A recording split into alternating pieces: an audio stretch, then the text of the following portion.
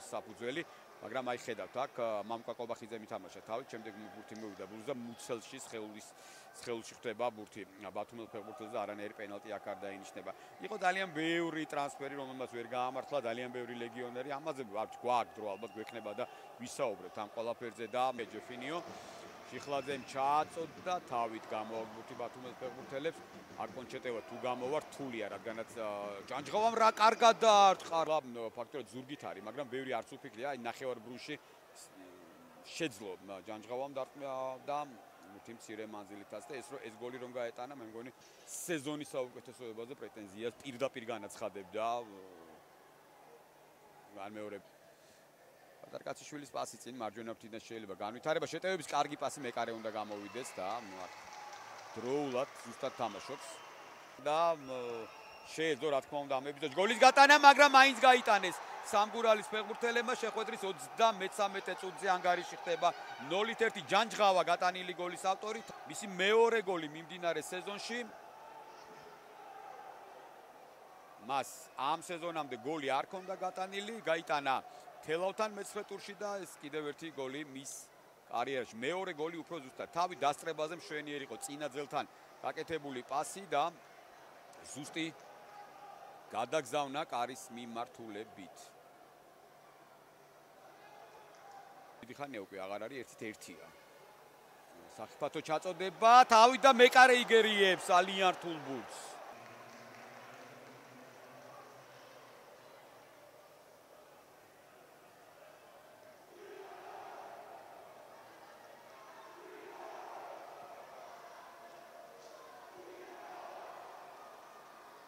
არაზუსტი გამოდგა და აი ხედავ წულუკიძეს ჩაწოდება და ხოზრევანიძის თაური მცირე მანძილით ასთა ბურთი კარს. კიდევ ერთხელ მეორე ფეხა სატურნირო ცხრილის ქვედა ნაწილში, ჯერ სამგურალს არ დაუსრულებია თავის შეხვედრა, მაგრამ ამ წუთისათვის თელავმა აინაცვლა მე-7 ადგილზე და გავიდა ეს პასი და საბოლოოდ უახაბი არ არის ჯარიმა, შეიძლება შეტევა გაგრძელდეს, გრძელდება მარცხენა ფრთაზე, ვნახოთ რა სიზავს წულუკიძე დაარტყა, მეკარე თამაშობს კარგად ამ ეპიზოდში. ბელოვია ზუსტი და ბურთზე სრებასთანაც კუთხური იქნებოდა და ჯობს ალბათ ასეთ შემთხვევაში კუთხური. აი ეს წულუკიძეს დარტყმა ვნახეთ და კარგად ითამაშა ამ ეპიზოდში, როგორც ხედავთ. მეკარე ძალიან კარგადაც აკეთებენ ამ ყველაფერს. აი ხედავთ ის რომ შევხედოთ თითქოს ყველაფერი კარგად იქნა გაკეთებული.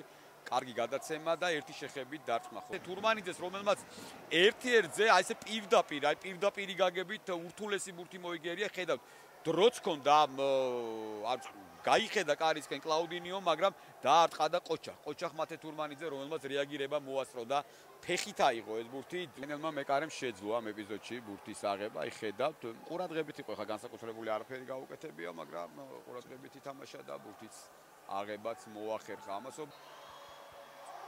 ჩაწოდება, კარში წავიდა ბურთი, მეკარე არ იყო დამაჯერებელი ხიდან, აი ხედავთ ახლა ამ ეპიზოდში ალი ჯონიანის გადაცემა, შერგელაშვილი 1-1-ზეა დაარტყა და მხოლოდ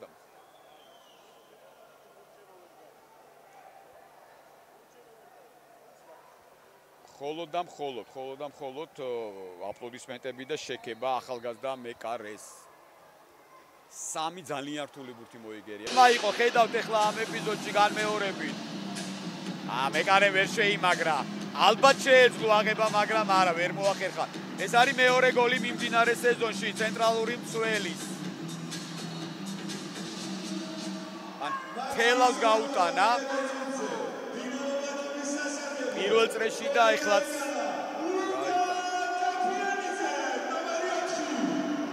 ოჩახ მართლა ძალიან ეფექტური გოლი გამოვიდა და აი ბრძოლას მოავით 1-1-ზე, მხოლოდ მეკარე იყო დარჩენილი და კიდევ ერთი შანსი სამგურალის ფეხბურთელები. ამჯერად რა იქნება, ვნახოთ დარტყმა და გავიდა გოლი 95 წუთზე წყალტუბოს სამგურალმა მაინც მოახერხა გოლის გატანა. აქ თამაშგარე მდგომარეობა ჩანდა კლაუდიო სებოლინია 1-1-ზეა, ვერ დაეწია მას მცველი, ბრძოლაში მაინც მოახერხა დარტყმა და დარტყმა გამოდგა ზუსტი 1-2. აქ უკვე ბევრი რამ იცვლება სატურნირო ცხრილში.